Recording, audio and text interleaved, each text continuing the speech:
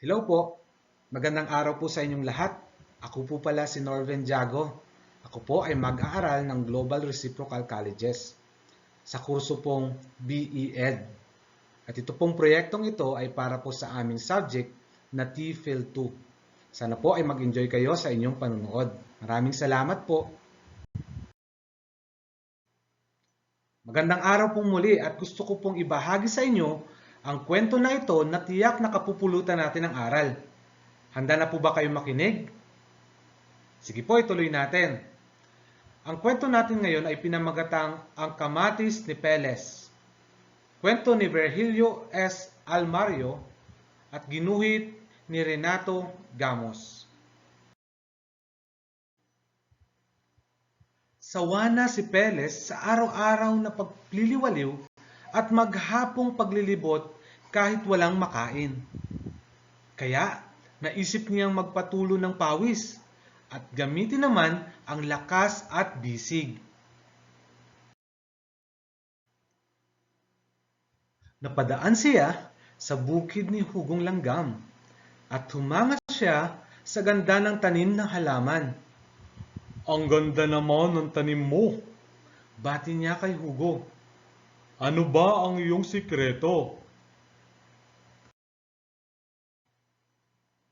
Wala akong sikreto, sabi ni Hugo, kundi sipag, tiyaga, at konting banat ng buto. Ganun lang? Tanong naman ni Peles. At nanghingi siya ng mga buto ng kamatis para masubukan naman ang maghalaman at bilang pagbabagong buhay. Linggo noon, at kahit na linggo, di nagbulakbol ang bagong hardinero. Linggo noon, at kahit linggo, pagbubungkal at pagtatanim ang inasikaso. At sa gabing iyon, di makatulog si Peles sa pagbibilang ng tumutubong kamatis. Lunes, maaga pa'y bumangon na siya at mabilis na dinalaw ang kamatisan niya. Pero anong lungkot!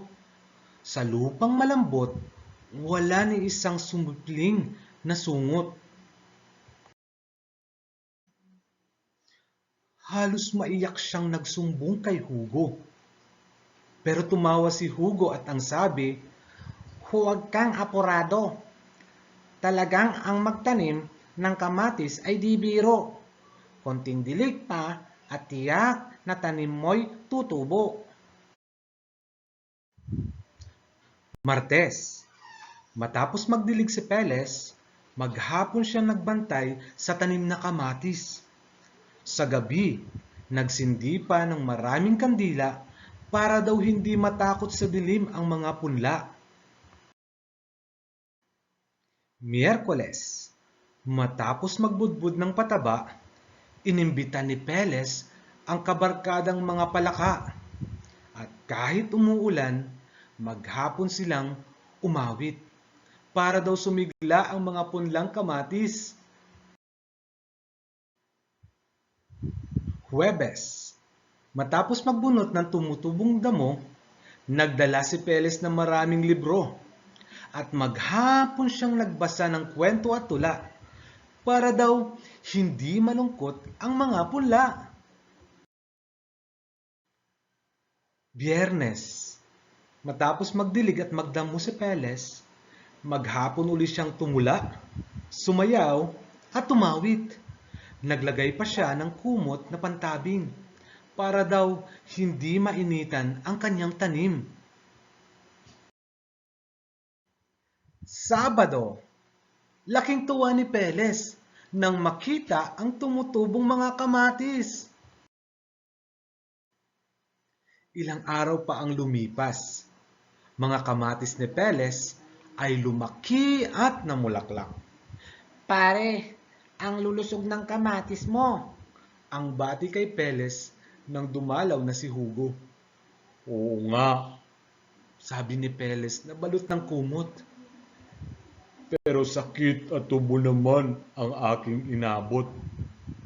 Sa umpisa lang yon, pare, sabi ni Hugo. At naiwan si Peles na ubo ng ubo. Pero masayang hinahagod ng titig ang mga lumalaking mga bunga ng kamatis. Sana ay nagustuhan ninyo ang ating kwento. Makikita natin sa kwento na anumang bagay na nais nating maabot, kinakailangan natin ng sipag, tiyaga at determinasyon. Walang madaling bunga. Lahat ay kailangan nating hintayin at pagpaguran upang ito ay ating makamit. So sana tayo ay maging katulad ni Peles, na kahit na anong hirap ay hindi siya sumuko at nagpatuloy siya na hintayin hanggang sa tumubo at mamunga ang kanyang kamatis.